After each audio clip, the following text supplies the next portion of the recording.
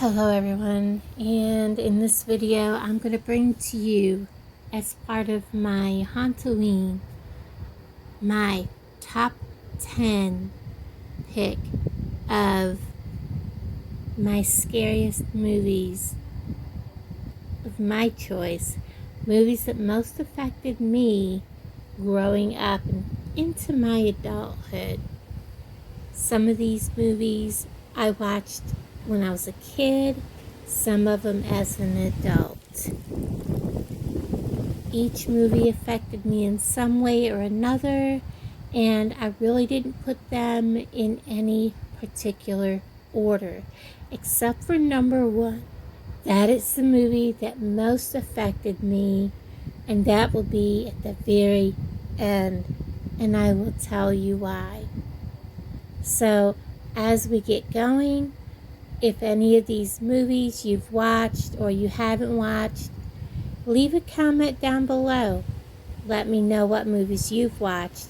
And as always, if you would please, give this video a like, a thumbs up. Make sure you comment down below. And it kind of helps YouTube to say, hey, let these videos get out a little bit. There's a lot of other videos out there with so much going on with certain cases that right now it's really hard for regular videos to get seen. So any little thing that we can all do to help support each other is awesome. Everybody, let's get into this and start off with number 10. Number 10 is The Cat People, 1982 version. It's the remake of the 1942 film, including the theme song in which David Bowie had featured in. This film is a really good early horror film, and at the time it set fear into both myself and my best friend Debbie, who was watching it with me while we were at my brother's babysitting. After watching this, and these women turn into Black Panthers, also known as werecats, and at this time there was a high population of panthers in our area. So after my brother and sister-in-law got home, I walked my best friend home. We were already scared out of our minds, okay? And it was like 1:30 in the morning, and she lived like 5 or 6 blocks away, and we lived on back streets, so very few street lights, lots of big overhanging trees. It was dark, okay? She always wore like a bell on her neck on a chain. It was the 80s. So, just don't ask. Anyways, we were already spooked, and 1:30 in the morning, foggy, dark, and we heard a noise. So we kind of got spooked, and then we saw movement, like people moving in the dark, and we both screamed and started to run. Then her bell started to jingle, and that made us both even more scared. And we were both like, oh my God, they're going to hear the bell and they're going to come after us. And oh my gosh, I'll tell you guys, it was actually the lady that worked in the high school office and her daughter who runs on track. And 1:30 in the morning, they were out jogging. Oh my good Lord. Needless to say, after that, she stayed. We never walked after midnight, after late night after that. Nope. Number 9, American Werewolf in London. This is another horror film of the same type that really bothered me. And I'll be honest, 1981 version of this movie. It's about 2 American college students that are backpacking through Britain. They get attacked by a very large wolf, and one doesn't make it. The other one ends up in hospital, and then later he realizes he is turning into a werewolf. And I will tell you, this terrified me to the point where I have never finished watching this movie. Nope, not even now to this day. I have never finished watching this movie. It was just too much. I couldn't do it. Sorry, guys. But, you know, let me know in the comments if you've seen the whole movie. I just have not. Number 8, It's Alive. Holy mackerel, 1974 movie. I first read the book. Yes, I was only about maybe 10. And the book was nothing compared to the movie. Oh my gosh, holy crap, that movie terrified me. Wow, guys. And that bassinet, I used to have one just like that I kept my baby dolls and all that in. Yeah, it went in my parents' attic. Never again. Nope, not to ever be seen, because that was not happening. Anyhow, um, the baby was the second child born to these parents, and it came out, and just started, you know what, doctors and nurses, and it escapes through a skylight. Yep, it just does that and then escapes. Now, the mother does survive, and the child is born complete with fangs, claws, the whole 9 yards. Um, and it's escaped, and it is running around town, and it is, you know what, to several people, and eventually ends up back at its home. Now, apparently, this baby is because of experimental drugs, birth control pills, and that's why it's the way it is. The mother eventually finds the baby and hides it down in the basement and is taking care of it. Now, it is a pretty good movie. There is a sequel to this. There is actually more than one sequel to this. If you haven't watched it, you should get it if you're into this kind of horror movie. It is a pretty good movie. Scary. Yeah. Get your blanket ready. But it's a good movie. And on to number 7, Deliverance, 1972 film. I gotta tell you, Burt Reynolds and these dueling banjos still gives me the creeps. If I hear it without knowing that we're gonna hear the dueling banjos, yeah, it's terrifying. This is just terrifying, mainly because it is something that really, if you stop and think about it, it can and it does happen even in our times. This stuff really truly does happen.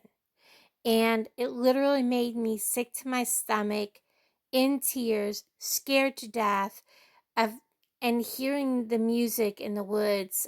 Gosh, if I was out in the woods and I started hearing music of any kind, of the radio or anything come on, oh my God, it just terrifies me. Good movie. Watch it if you haven't.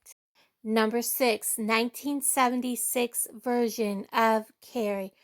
You will know her name. Trust me. This film was a roller coaster of feelings for me, from sadness for the way she was treated, from her mother to the kids at school, to the terror of what they did to her and what happened afterwards. I'm not going to get into the twists at the end of the movie, but oh my gosh, this is absolutely a wonderful classic horror film. I did not like the remake. It just was not the same. They changed things, even the slightest little bit of changes that they made here and there. It just was not the same for me. Great movie, 1976, Carrie. Number 5, 1983 film Cujo. Talk about horrifying. Oh my good Lord. I was literally screaming at the TV, crying, covering my face, Holy cow. And in the end, I felt very bad for the dog. And I was left with an extreme fear of large dogs for a long time. No kidding. This movie put the fear of all kinds of stuff going on in your mind. Fear of being trapped, fear of being chased, fear of being, you know, of it just you did not know from one moment to the next. It looked like things were going to be good, then it just snapped, and you got to watch it. Good movie. Number 4, Pet Sematary, 1989 film. Why do filmmakers have to ruin our pets for us? Just saying. And this film had it all. Deceased cat, animals, buried in cemeteries, come back to life, loss of a child. I mean, just how much worse can it get, right? Well, if you have not seen Pet Sematary, you need to watch it. I just warn you, it's a roller coaster, a lot of sadness, a lot of things go on here in this movie. Just hold your popcorn, people, because I'm just saying, good movie, scary movie, lots goes on in it. Good movie. Number 3, 1990 version of it. It came out as a 2-part miniseries, and holy cow, it was a movie that made people afraid of clowns if they weren't already. I loved it. Not a fan of the remake, though. The balloons were absolutely fantastic touch, and I loved the way that it ended. And just in case someone out there has not seen this movie, I'm not going to say a word about the ending, but I love it. I love it. And I just, and by the way, I'm not afraid of clowns. I like clowns. But you got to watch this movie. It's a good movie. And I just, I, you got to watch it, guys. It's a good movie. Number 2, Something Wicked This Way Comes, a Walt Disney film by Ray Bradbury that it's kind of shocked everybody by being a horror film. 1983. It features a very sinister carnival owner, Mr. Dark, who grants unsuspecting townspeople in the Midwest with their wildest dreams. But those granted dreams come at a huge price. Oh my gosh, guys, get this movie. Get this movie. I'm just saying, you have got to watch this movie if you have not already seen it. It comes highly recommended. You just got to watch it. It's a great movie. And in number 1 place, 1972 movie The Gargoyles, released on November 21st, 1972. It is just shy of 50 years of its release date. This movie is one that terrified me for years, gave me nightmares all through my childhood into my teens. Not even kidding. I was only 7 years old when my dad made me watch it. And I went to bed when it was over crying and had nightmares well into my teens, thinking gargoyles were going to grab me anytime I was outside at night, or at any sound I heard at night. I thought the gargoyles were coming after me and was going to swoop me up and fly off with me in their claws. That's how terrified I was of this movie. It was horrible. Anyways, guys, I hope you enjoyed this. Comment down below which one of these movies you've seen and what movies you've seen that terrified you the most that may not be on my list. Have a wonderful day, night, evening, weekend, whenever you see this. Bye, guys.